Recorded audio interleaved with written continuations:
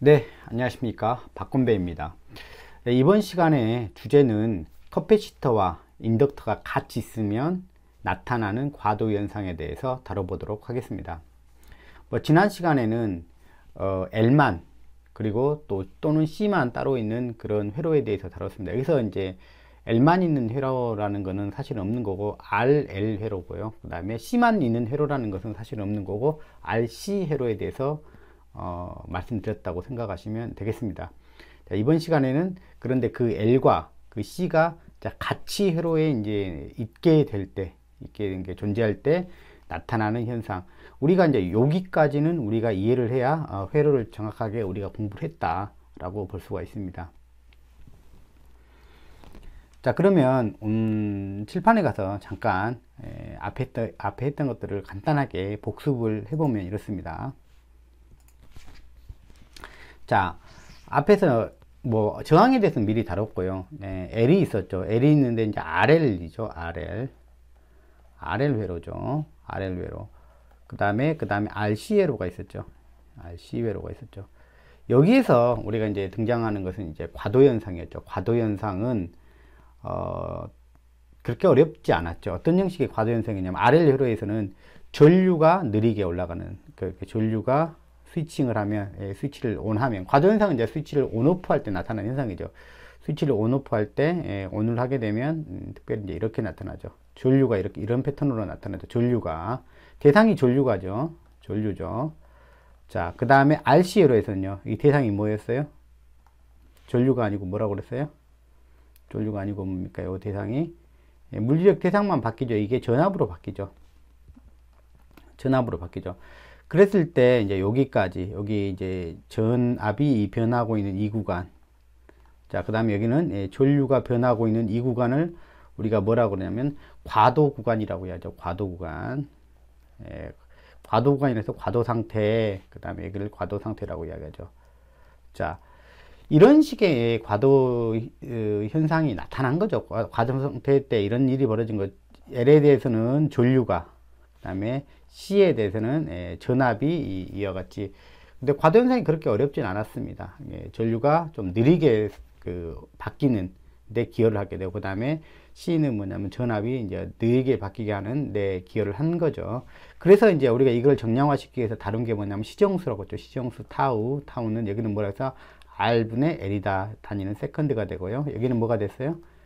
R 곱하기 C가 됐죠. R 곱하기 C가 됐고 단위가 세컨드가 됩니다. 당연히 C가 크면 클수록 이게 새로운 값 전압에 도달하는데, 새로운 값에 바뀌는데 도달하는데 시간이 오래 걸릴 것이고, 여기도 당연히 L이 크면 시정수가 커서 전류가 변하는데 오랜 시간이 소요가 됐을 것입니다.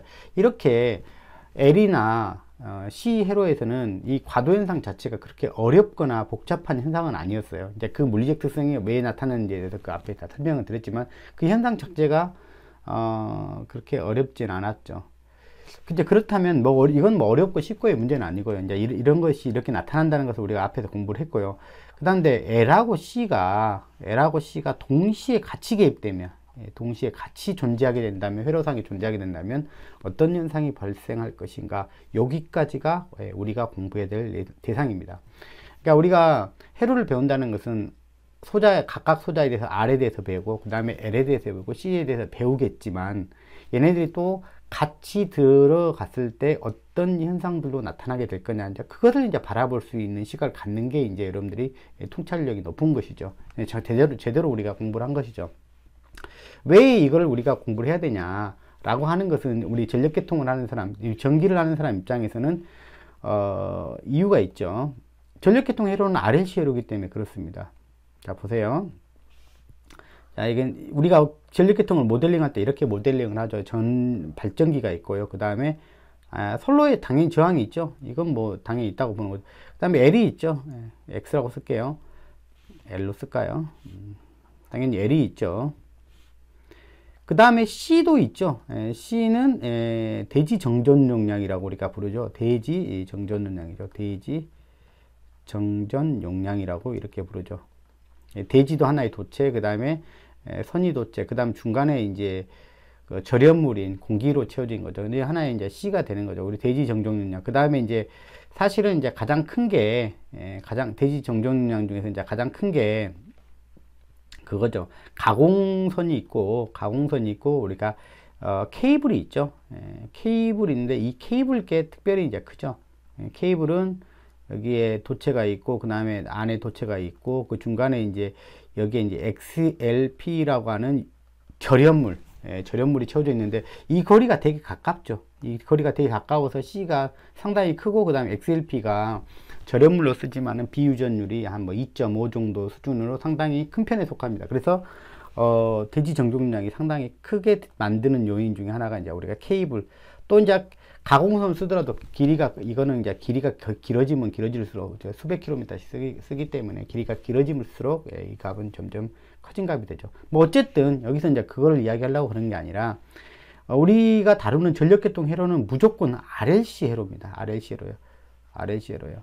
그런데 이제 우리가 모델링을 할 때 RLC 회로라고 하면서도 모델링을 할 때 C2 회로를 갖다가 가끔 이 회로를 이렇게 지우고 쓰는 경우가 있죠.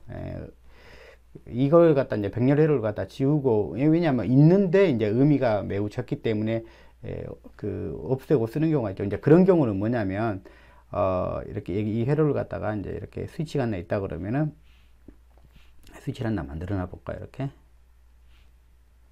스위치를 이렇게 하나 만들어 놓고, 사실 이제 부하 운전을 하거나 정상적인 부하 운전을 하거나 아니면 이쪽이 단락이 난 경우, 단락이 난 경우를 가정하면 이 두 가지 경우가 이제 우리가 그 전형적인 경우라고 봐야 되는데, 이런 경우는 전류가 이렇게 간다고, 예를 들어서 100A가 이렇게 간다고 쳐봐요. 100A가 이렇게 간다 그러면은 이쪽으로 가는 전류가 부하 운전인 경우 이렇게 연결이 된 경우에요. 이렇게 해서 부하 운전을 한 경우라는 것은 이렇게 연결이 된 경우죠.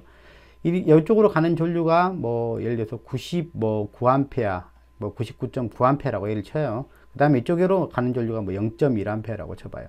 그러면 의미 있는 회로냐, 우리가 해석을 할 때 의미 있는 회로냐, 그렇지 않는 회로냐는 구분은 어떻게 지냐면, 의미 있는 양의 전류가 갔을 때를 우리는 의미 있는 회로라고 이야기를 합니다. 그래서 부하 상태라든지 단락 상태인 경우는 매우 작은 전류만 가죠. 왜냐하면 대지 정족량이 매우 작죠. 그렇기 때문에 그걸 갖다 임피던스로 환산을 하면 XC죠. XC로 환산을 하면 수메가 정도 아주 큰 임피던스가 나와요. 그렇기 때문에 이쪽으로는 전류가 거의 안 간단 말이에요. 그래서 이런 상태에서는 이 RLC, 이 C가 별로 그렇게 의미 있는 회로에 속하지 않아요. 무슨 얘기인지 알겠죠? 근데 C가 이제 의미 있는 회로로 들어갈 때는 어느 상태이냐면, 여기가 열려 있을 때, 요 회로가 열려 있을 때, 단락 상태도 아니고 이렇게 열려 있을 때, 그러면 자, 뭐예요? 회로가, 이 전류가 갈 수 있는 회로는 여기밖에 없지 않습니까? 그죠?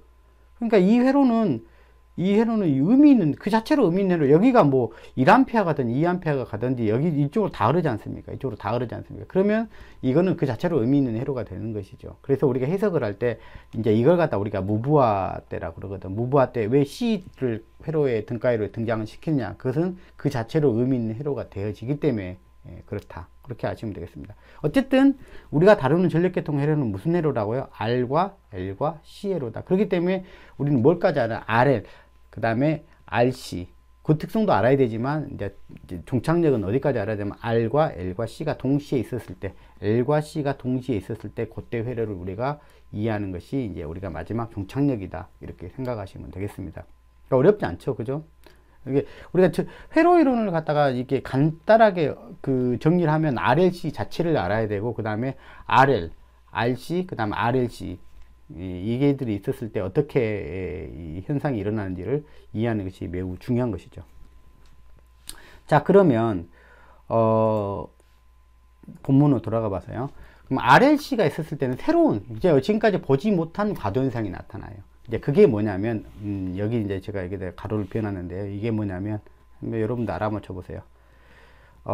L이나 C가 있을 때는 RL, 그 다음에 RC가 있을 때는 전류가 좀 느리게 성장하는, 그 다음에 전압이 느리게 성장하는 그런 어떤 과도현상이 있었어요.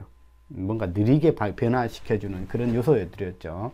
뭐 물리적 작용은 약간 달랐고요.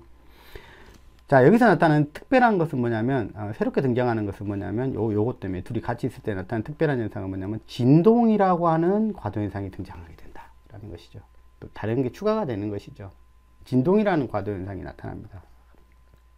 그럼 여기 진동이라는 게 뭔지를, 우리가 공부를 해볼 필요가 있습니다. 진동. 여기서 보면, 여기를 갖다가 어떤 회로를 갖다가 닫았다고 봐요. 어떤 회로를 닫았을 때, 요 시점에서 회로를 닫았다고 봤을 때, 스위치를 온 했을 때, 어차피 과도현상이라는 건 온오프 할 때 나타나는 것이죠. 온이나 오프 할 때. 그러면 전압이나 전류가 그때 바뀌는 상황이죠. 이제 그때 나타나는 것인데, 예를 들어서 뭐 여기가 0V고, 여기가 뭐 예를 들어서 뭐 100V라고 칩시다. 그러면 스위치를 닫으면 이제 여기가 이제 새로운 목표야. 어쨌든, 새롭게 갈 목표란 말이에요. 그럴 때 우리가 앞에서 RL이나 RC에서 배운 것은 뭐냐면 그게 느리게 성장하는 이런 모습들이었다고. 이렇게 성장해서 가는 모습들이었다고. 특히 이제 전압 입장을 보면 C 입장이었겠죠. 그죠? 이렇게 가는 입장이었겠죠. 근데 그런 게 아니라 요 목표점을 지나가서, 이 목표점을 이렇게 지나가서요. 여기가 목표점이에요. 여기 새롭게 갈 목표점을 지나간 이후에 뭐냐면 이 목표점과 점점 시간을 따라 가까워지면서 도달하는 이런 모습들. 예, 목표점을 중심으로 뭔가 움직이는 모습이 나왔다. 이게 뭐냐면 우리가 봤을 때 이걸 뭐냐면 진동하는 모습이다. 이것은 RL이나 RC에서는 절대 나타나지 않는 과도현상이거든. 근데 L과 C가 동시에 있게 되면 나타날 수 있는 현상이 이 진동현상이다. 자, 요거에 대해서 우리가 잘 알아두시면 되겠습니다. 매우 중요한 것이죠.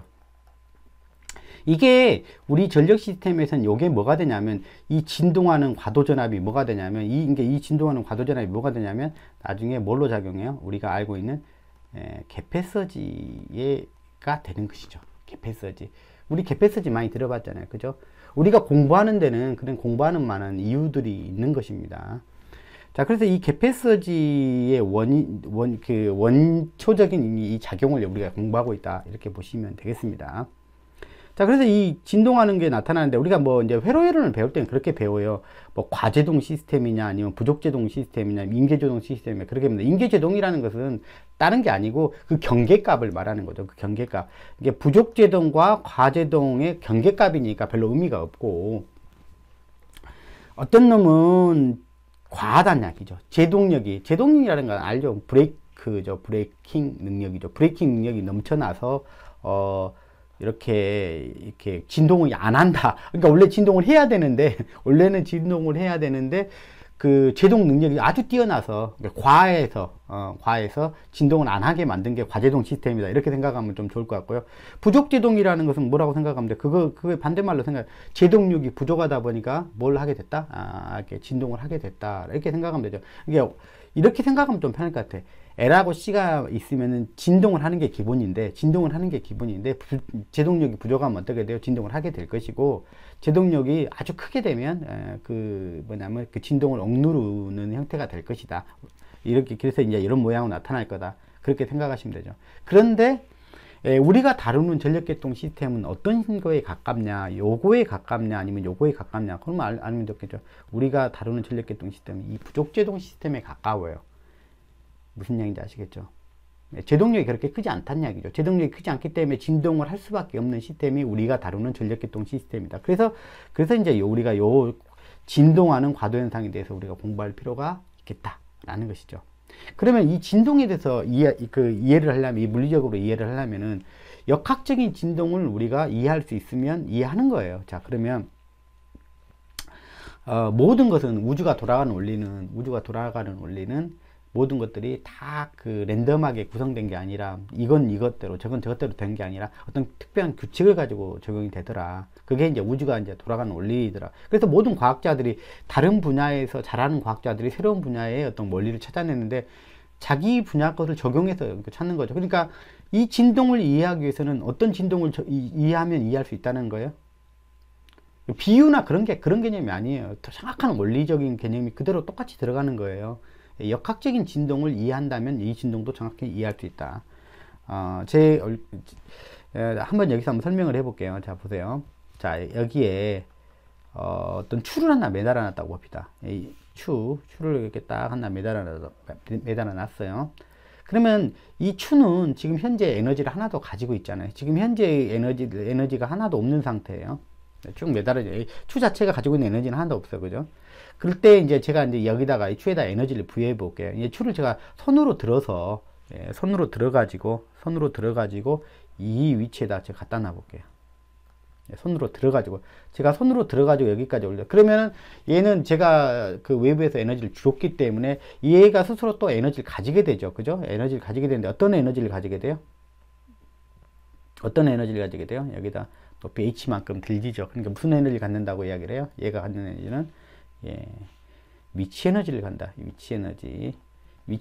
그러니까 여기서 말하는 위치 에너지, 역학적 위치 에너지죠. 전이라는 것은 이제 전기적 위치 에너지죠. 이제 이게 전하로 봤을 땐 전기적 위치 에너지가 되는 거죠. 이거는 그냥 하나의 질량을 갖는 물질이죠. 위치 에너지라는 거 우리는 다 알고 있어요.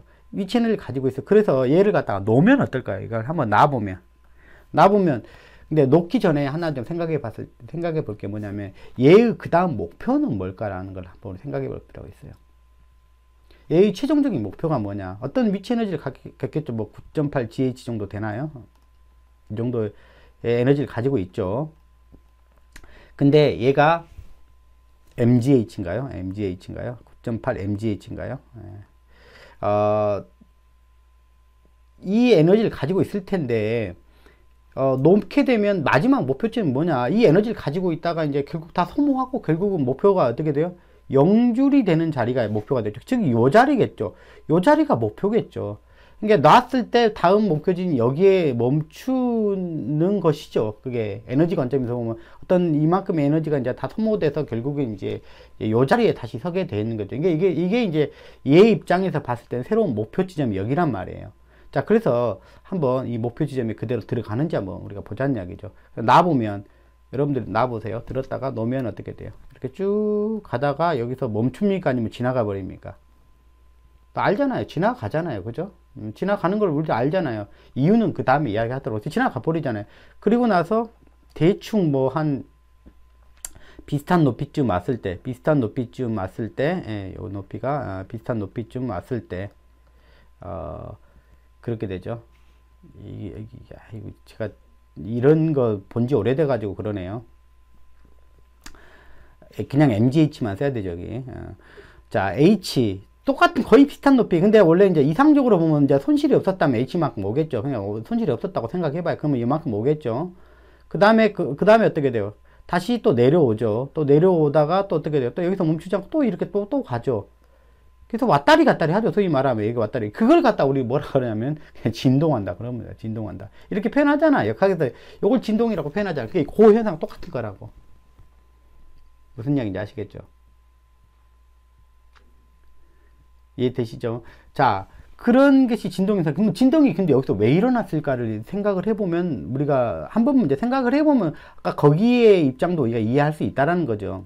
전기 시스템에서도 진동이 일어나는 것을 생각해 볼 수가 있단 말이에요. 자, 여기서 멈추려면 여기서 내려오는 에너지, 총 에너지가 어쨌든 얘가 어떤 에너지가 부여받았잖아. 이 에너지가 0이 되어야 멈출 건 맞을 거예요. 0이 되면 멈출 거예요. 반드시 멈출 거예요. 그러면 자, 보세요. 위치 에너지는 점점 줄어서 0이 돼요. 여기 지는 놓게 되면 여기 오면 0이 되는, 맞죠? 근다고 해서 전체 에너지가 0이 되는 게 아니에요. 얘가 가지고 있는 에너지가 0이 되려면은 0이 되는 게 아니죠. 뭘로 바뀌어가요? 얘가 운동 에너지로 바뀌어가죠. 자, 얘가 뭘로 바뀌어가요? 운동 에너지로 바뀌어가죠. 2분의 1 mv의 자승인가요? 운동 에너지는. 참 오래간만에 써보네요. 이런 거. 틀렸을 수도 있어요. 너무 오래간만에 써봐서. 어쨌든 요걸로 바뀌어가죠. H 에너지에서 이제 V 에너지로 바뀌어가죠. H 에너지에서 V 에너지. 높이 에너지에서 이제 속도 에너지로 바뀌어가는 거죠. 그죠? 바뀌어가는 거. 점점점 속도가 증가해요. 우리가 바이킹 타보면 여기 지나가는 순간이 가장 빠를 거예요. 그죠? 속도가 여기서 가장 최고점. H는 0이 돼서 운동 에너지는 0이 되는 순간 여기서 뭘로 바뀌었냐면 이 에너지가 운동 에너지로 바뀌는 순간이에요. 순간이. 그러니까 절대 멈출 수 없죠. 에너지가 0이 아니잖아요. 이 에너지가 전부 다 여기로 지나가는 동안에 위치 에너지에서 운동 에너지로 바뀌어가고 있어요. 그 다음에 또 여기 보세요. 여기 가니까 점점점 이제 속도가 줄어요. 운동 에너지가 또 뭘로 바뀌고 있어요? 점점 이제 무슨 에너지로 바뀌고 있어요? H 에너지로 바뀌어가 있잖아요. 예. 위치 에너지로도 바뀌어가고 있죠. 무슨 얘기인지 아시겠죠? 즉 역학에서 진동은 뭐냐면, 여기서 본 진동은 뭐냐면 위치 에너지하고 뭐하고 위치 에너지하고 운동 에너지의 지속적인 왔다 갔다 계속 하니까 지속적인 교환 작용이라고, 에너지를 갖다 주고받는 작용에 의해서 나타나는 거다, 이렇게 보시면 되죠. 근데 만약에 이제 이런 가운데 있으면 순수하게 이제 얘밖에 없다. 그러니까 여기 공간이 진공이다. 여기 공간이 진공이다. 그러면 어떻게 돼요? 진공이다. 그러면은 뭐가 없겠어요? 왔다 갔다 하면서 저항이 없겠죠. 공기 저항이 없겠죠. 소위 말하는 공기 저항이 없겠죠. 그러면 뭐야? 위치 에너지, 운동 에너지를 갖다가 계속 주고받으면 이제 무한대로 왔다 갔다 해. 즉 손실이 없으면, 그러니까 운동 에너지하고 위치 에너지를 갖다가 주고받을 때는 이상적인 공간에서는 뭐가 작용하자면 손실이 없어. 손실이 없으면 뭐야? 무한대로 진동을 하게 돼 있어. 근데 현실에서 진동은 어떻게 돼요? 여기를 갖다 공기를 집어넣어 버리면 어떻게 돼요? 공기를 안에다 집어넣으면 왔다 갔다 하는 순간에 공기가 뭐예요?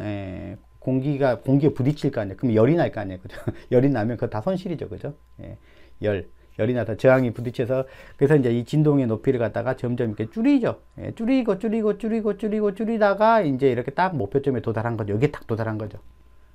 그게 이제 우리가 알고 있는 현실의 진동이죠. 그러니까 놓으면은 점점 이제 이게 줄이다가 저항이 크면 클수록, 그래서 이제 여기서 저항이라는 게, 아까 이 저항이라는 게 어떤 의미냐면 그 제동력을 의미하는 거죠. 제동력이 크면 클수록 이 진동을 없애버릴 수도 있다는 얘기죠. 기본적으로 진동할 수밖에 없는 시스템인데, 우리가 생각을 해보세요. 우리가 기본적으로 진동할 수밖에 없는데, 진동을 못하게 하려면 제동력을 아주 크게 부여하면 되죠. 공기 가지고는 안 되죠. 공기의 제동 저항력 갖고는 진동을 막지는 못하죠.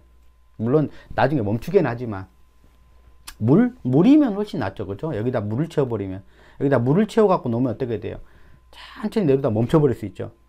갈 수도 있어. 넘어갈 수 있어. 뭐 젤리 같은 거 채우면 되잖아요. 더 빡빡한 거 채우면 되잖아요. 이제 그런 개념을 생각하면 돼요. 훨씬 더 저항력이 큰 물질을 집어넣으면 어떻게 돼요? 진동 안 하죠. 그냥 천천히 내려갔다 멈춰버릴 거 아니에요. 그죠? 무슨 얘기인지 아시겠죠? 자, 이런 개념이에요. 그러면 이제 이해가 다 된 거예요. 사실 여기서도. 그러면 왜 그러면 여기서도 진동이 나타났겠냐라고, 그러면 굳이 문제, L과 C가 있을 때 왜 이런 진동하는 과도 현상이 나타났겠냐, 그래 묻는다면 뭐겠어요? 한번 여러분들이 생각해 보세요. 아, 그거구나라고 여러분들이 생각할 수 있으면 더 좋을 것 같아요. 제가 말로 뵙기 전에. L하고 C가 있어요. L이 있고 C가 있어요. C가 있어요. 자, 얘는 어떤 에너지예요? 2분의 1 CV의 자성이에요. 자, 얘는 무슨 에너지예요? 2분의 1 LI의 자성이에요. 자, 서로 에너지 형태가 다르죠. 서로 에너지 형태가 달라요. 주고받고를 하는 거예요. 주고받고를 계속 하는 거예요. 네가 너한테 한번 줬다가 나한테 줬다가 계속 주고, 즉 뭐냐면 정전에, C가 가진 에너지 무슨 에너지를 가지고 있어요? 이거는 정전 에너지, 정전 에너지라고 그러나요? 정전 에너지라고 부르고, 이건 무슨 에너지라고 그래요? 자기 에너지라고 부르잖아요. 이 두 에너지 사이를 갖다가 주고받으면서 서로 그래요. 아까 위치 에너지하고 운동 에너지를 갖다가 주고받으면서 나타났던 것처럼. 그러면 아까 역학에서 봤을 때 이 정전 에너지는 이 정전하 에너지죠. 그 이제 정전 에너지 분데, 정전 에너지는 뭘 닮았어요? 위치 에너지를 닮았나요? 역학의 운동 에너지를 닮았나요? 그렇죠? 전하가 갖는 에너지, 전하를 채움으로써 나타나는 에너지. 전하는 뭐예요? 무슨 에너지가 있어요? 우리 전자계 시간에 다 배웠죠, 그죠? 뭐라고 그러죠? 역학적이 아니라 전기적 위치 에너지라고 했죠. 전기적 위치 에너지. 그 전기적 위치 에너지가 이 에너지인 거예요, 결국. 전하 가지고 있는 전기적. 즉 무슨 에너지를 닮았어요? 이거는 그냥 역학의 위치 에너지를 닮았어요. 이치가 똑같아요. 얘는 뭘 닮았어요? 전류 에너지잖아요. 전류 에너지니까 뭐예요? 전류가 움직여서 나타나는 거, 전하가 움직여서 나타나는 에너지잖아요. 그죠? 그러니까 이거는 무슨 에너지를 닮았어요? 딱 보면 얘가 운동 에너지를 닮았잖아요. 그러니까 그 말은 똑같이 이 둘이 에너지를 갖다 주고받고 한 번 이로 싹 다 퍼줬다가 다시 또 가졌다가 이제 서로 왔다 갔다 주거니 받거니 하는 거야. 무슨 얘기인지 아시겠죠? 서로 주거니 받거니 하는 거야. 그럴 때는 뭐냐면 그것 때문에 뭐냐면 진동이라는 일이 발생한다고. 거기에 이게 사실 왔다 갔다 하려면 전류가 개입돼야 되잖아요. 그죠? 전류가 개입될 때 이때 전류가 왔다 갔다 하면서 충반전 시킬 거 아니에요. 서로 이쪽에 에너지를 줬다 이쪽에 에너지 줬다 그럴 거 아니에요. 그럴 때 뭐가 개입되면 저항이 개입되면 뭐예요? 요 I 제곱 R에서 뭐냐면 손실이 발생하겠다. 그러니까 그 진동이 조금씩 줄어가지고 결국에는 뭐냐면 없어지겠다. 그런 이야기죠. 무슨 이야기냐? 진동 자체가 없어지겠다는 이야기죠. 그래서 요게 무슨 역할을 하겠다? 제동작용을 하겠다. 당연히. 제동하는데. 그 새로운 목표점에 도달할 수 있도록 제동작용을 해주겠다. 뭐 그런 이야기로 받아들이면 되겠죠. 무슨 이야기인지 아시겠죠? 그래서, 자, 요런 어떤 새로운 목표, 새로운 목표죠. 새로운 목표에 도달할 때 뭐냐면 그 목표점을, 당연히 진동현상은 이런 것이 당연히 그렇게 나타나는 거예요. 이 목표점은 그냥 지나가는 거죠. 그냥. 왜 올라갔을까? 그게 아니라 이건 진동에 대한 자연스러운 현상이야. 여기가 왜 지나갔을까 묻는 거랑 똑같아요. 지금 여기가 목표점인데 왜 지나갔을까 묻는 거랑 똑같아. 왜 목표점보다 더 올라갈까? 그 질문하고 똑같은 질문이 되는 거예요. 여기서 이게 여기로 같이 나가는 거를 묻지 않았으면 여기도 물을 필요가 없는 거죠. 그죠? 이해되셨죠? 그러다가 뭐예요? 그 진폭을 갖다 줄이죠. 점점 줄여가는 것은 뭐예요? 중간에 뭐가 자기 때문에 제동력이 들어가기 때문에 그래. 그래서 제동력이 약간 부족할 때는 이게 이제 나타나요. 진동이 나타나고 아주 제동력이 클 때는 이 진동 자체를 억제할 수 있는 굉장히 그 과한 제동력이 있다는 거예요. 즉 회로적인 입장에서 보면 저항이 아주 큰 저항이 들어가 있다라는 그런 여러분들이 그런 물리적 개념으로 생각하시면 되겠다. 그러다가 이제 목표점에 이제 도달을 하게 되는 거죠. 이게 현실의 어떤 제동의 모습이죠. 아니 진동의 모습이라는 것이죠. 이해가 되셨으면 합니다. 자, 그 다음에 제가 이거는 그냥 수학적인 그 해석을 미분방정식으로 요거는 한번 해석을 한번 해봤어요. 이제 이 물리적 관점이 그대로 전기회로에서 그대로 작용하는지를 한번 그 시뮬레이션을 통해 가지고 간단히 제가 검증을 해본 겁니다. 이거는 뭐 여러분들이 이거 뭐 시뮬레이션 해보려면 뭐 어렵진 않은데 이게 편미분 방정식 이게 그 미분 방정식 정도 이제 해결하면 되는 것인데 뭐 여러분들 그 관심 갖지 마시고요. 제가 이 강의를 할 때 가장 중요하게 생각하는 것은 뭐냐면은 여러분들이 그 물리적 관점을 잡는 거예요. 그걸 잡지 못하고 아무리 어려운 수학을 여러분 풀었다 해도 의미가 없다. 저는 그렇게 봅니다. 여러분이 천재가 아닌 이상은, 천재는 뭐 이것도 하고 저것도 잘할 수가 있지만 천재가 아닌 이상은 수학 하나 해결하는 것만 해도 어려운데 거기서 물리적 관점까지 잡아내려면 이제 머리 뽀개지는 거죠. 그러니까 여러분들 더 중요한 물리적 관점만 여기서 잡고 가라는 거죠. 자, L하고 C만 있는 요런 그 정도의 변수를 주고 결국 뭐 여기서 중요한 것은 L이 얼마냐 C가 얼마냐 그것을 중요하게 생각하지 말고 L하고 C만 있는 회로를 갖다가 그 13200V 우리가 많이 쓰자 투투나인에서 229kV의 뭐 단상 전압이 13213.2kV 정도는 그걸 한번 투입을 한번 해봤어요. 그랬더니 뭐 여기 주파수는 60Hz고요. 이제 이게 60Hz의 그 13200이 되는 거죠. 13200의 전압 파형인데 이게 목표예요. 그러니까 한마디로 이게 목표야. 이게 목표인데 스위치를 갖다 여기서 딱 온을 해보니까 이게 파란색처럼 나오잖아요. 이게 목표를 도달하지 못하고 이렇게 가다가 여기 딱 들어가서 이렇게 가야 되는데 그렇지 못하고 이렇게 가다가 여기 넘어갔어요. 이렇게. 그리고 나서 계속 여기를 목표점을 중심으로 계속 흔들려. 그래서 이제 저는 이제 진동이라는 현상을 이렇게 좀 쉽게 부르려고 그래요. 진동이라는 현상은 여기서 나타나는 진동 현상을 이렇게 정의하면 좀 이상할 수도 있는데 현실적인 입장에서 목표를 그 목표를 중심으로 흔들리는 현상, 왔다 갔다 하는 현상이죠. 흔들리는 현상을 그 조금 편하게 진동 현상이라고 표현하고 싶어요. 왜냐면 그거를 갖다 직관적으로 이해할 수 있는 어떤 정의이기 때문에 제가 여러분들한테 간단하게 소개를 해드린 거예요. 그러니까 목표가 이건데 목표를 중심으로 이렇게 흔들린다는데 근데 이게 없잖아. 뭐가 없어요? 저항이 없잖아. 저항이 없으니까 어떻게 돼요? 정확하게 2배를 가버린단 말이에요. 가더라도 얼마를 가요? 왔던 거에 몇 배를 와요. 진동의 특징이 뭐냐면 왔던 거에 그대로 간단 말이에요. 저항력이 없으니까 2배를 간단 말이에요. 목표치에 2배를 튄다는 얘기예요. 그러니까 그리고 나서 계속 진동을 해. 멈추진 않아요. 그래서 보니까 이게 멈출 기미가 안 보여요. 그죠? 제가 뭐 시간을 더 두고 해석한다고 해도 이 결과는 똑같을까요? 아까 뭐랑 똑같냐면 진공에서 계속 그 추를 놨던 그런 현상하고 똑같죠. 왜 저항이 없을 때. 그러면 지금 뭐 하고 있어요? 정전 에너지에서 그 자기 에너지에서 정전 에너지 서로 계속 주고받기를 계속 하고 있는데 뭐가 개입이 안 된 거? 저항이 개입이 안 되니까 계속 왔다 갔다 하는 것이죠. 자, 무슨 양인데 아직 손실 없이 지금 계속 진동하는 것이죠. 자, 이게 너무 자연스러운 진동이다. 이렇게 보시면 되겠습니다. 자, 거기다가 딱 얼마만 넣은 거죠? 똑같은 상황에서 뭐만 추가해 본 거죠? 예, 저항만 딱 넣은 거죠. 그러면 어떤 일이 벌어지겠냐? 그러니까 이거를 여러분들 그냥 잡으라는 거죠. 물리적인 의미로 관점으로 잡으면, 그러면 당연히 이렇게 되겠네. 목표점이 빨간색 선이니까 빨간색 선에 도달하는 게 목표점이니까 목표점에 도달하긴 하죠. 다소간 늦어지긴 했지만 이 진폭이 점점 줄어들면서 누구 때문에? 얘 때문에. 그죠? 줄어들면서 목표점에 도달하게 되겠구나. 이게 이제 현실적인 진동이죠. 왜? 우리가 다루는 회로는 RLC 회로이기 때문에. 그렇죠? 저항이 없는 회로는 없죠. 그것이 다소간 크건 적건 그런 이야기지. 예, 그런 이야기죠. 그런데 제가 이제 특별히 왜 뭐 계산도 안 해보고 뭐 전력계통은 부족제동 시스템이라고 단언하냐라고 이야기를 할 수도 있는데, 우리가 다루는 전력계통 시스템에서는 R을 크게 설계할 수가 없죠. 의도적으로.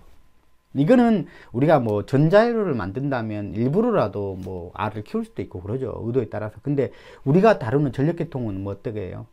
전류를 잘 흘려가지고 부하까지 그 에너지 잘 싣고 갈 수 있도록 만든 시스템입니다. 의도적으로 저항을 키워버리면 중간에서 가던 전력이 다 사라질 겁니다. 그죠? 열로서 다 사라질 겁니다. 그렇기 때문에 우리는 전력계통에서는 될 수 있는 대로 이 R을 어떻게 돼요? 뭐 이상적으로는 0으로 하는 게 제일 좋죠. 그렇지만 0으로는 못하죠. 0으로 그렇죠. 그런 저항만 우리 설계가 되기 때문에 저항이 되도록 낮은 것 말이에요. 즉 뭐냐면 제동력이 크지 않는 회로가 우리가 다루는 전력계통 회로다. 그렇게 보시면 되겠습니다. 그래서 제동력이 크지 않기 때문에 부족제동 시스템, 즉 진동하는 것을 막지 못하는 시스템이 될 것이다 라고 여러분한테 말씀드린 것입니다. 이해가 되셨죠? 자, 그런데 여러분들이 나중에 이제 이런 것은 나중에 나도 이제 실력이 되면 이게 편미분 방정식을 좀 풀어봤으면 좋겠다. 뭐 그런 생각이 먹을 수 있죠. 근데 그것 전에 먼저 이것부터 이게 이런 물리적 관점부터 잡고 나가면 훨씬 그게 더 유익하다는 걸 말씀드리는 거예요. 자, 그러면 제가 어떤 회로를 갖다가 하나 만들어 봤어요. 어떤 회로를 만들어 봤는데 이런 회로죠. 파란색으로 박스로 되어 있는 이 부분은 뭐냐면 이 커퍼시터를 갖다 충전하는 회로일 거예요. 그죠? RC 충전 회로죠. 그죠? RC. 우리 앞전에 배웠던 RC 회로요. RC 충전 회로는 이렇게 되겠죠. 전압이 이렇게 충전이 되겠죠. 이렇게 되겠죠. 충전이 되게 되면 그 다음에 이쪽으로 방전을 시키면 이 회로는 빨간 박스는 방전 회로일 거예요. 스위치를 이쪽으로 바꾸면 이 회로는 이렇게는 방전 회로. 방전 회로는 어떤 회로로 만들었냐면 RLC 회로가 돼버렸죠. RLC 회로는 이거는 이건 전력계통의 회로가 아니라 어떤 특별한 그 목적에 의해서 만들어진 회로거든요. 이럴 때는 내가 의도에 따라 가지고 뭐 진동하게 할 수도 있고 그 다음에 진동하지 않게 설계할 수도 있겠죠. 그것은 뭐냐면 RLC 벡터를 적절하게 배치를 하면 되겠죠. 그 중에서 뭐냐면 진동 안 하게 하려면 R이 상당히 좀 커져야 되겠죠. 그 조건은 이제 물론 찾아야 되겠죠. 그건 다 그 조건식은 다 회로이론 책에 있습니다. 그 10가지도 제가 언급하고 싶지 않아요. 물리적 관점만 여기서 잡으라는 의미에서 그렇습니다. 그래서 여기서 충전해 놓던 걸 갖다 방전했을 때 이거는 이제 진동하게 만든 거죠. 이거는 목표는 뭐겠어요? 얘가 예를 들어서 100V로 충전돼 있다. 그러면 얘의 목표는 0V겠죠. 충전이 방전 다 되고 나면 어떻게 돼요? 이쪽으로 다 퍼내고 나면 뭐냐면 0V밖에 안 남겠죠. 여기가 100V로 여기죠. 100V라고 봐요. 100V로 가지고 있다가 얘의 목표점은 여기로 없어지다가 이렇게 사라지는 게 원래의 얘의 어떤 목표예요. 근데 보시면 진동하는 시스템으로 만들다 보니까 여기다 목표점인데 목표점을 지나가서 진동하다가 이렇게 해서 가다가 이렇게 멈추는 그런 모양이 되겠죠. 이거는 이제 일부러 이렇게 의도적으로 이렇게 만들 수 있다. 진동하게 해서 이렇게 진동하게 해서 뭐냐면 이렇게 뭐 전류 영점 같은 거, 전류도 같이 진동하게 있죠. 전압이 진동하면 전류도 같이 따라서 진동할 수밖에 없죠. 위상을 한 90도 정도 뒤집어 놓고요.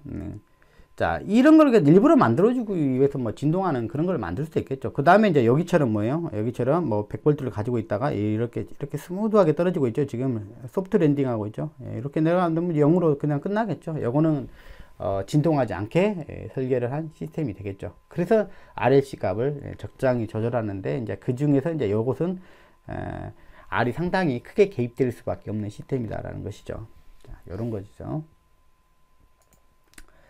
자, 오늘은 이번 시간은 이거에 대해서 알아봤죠.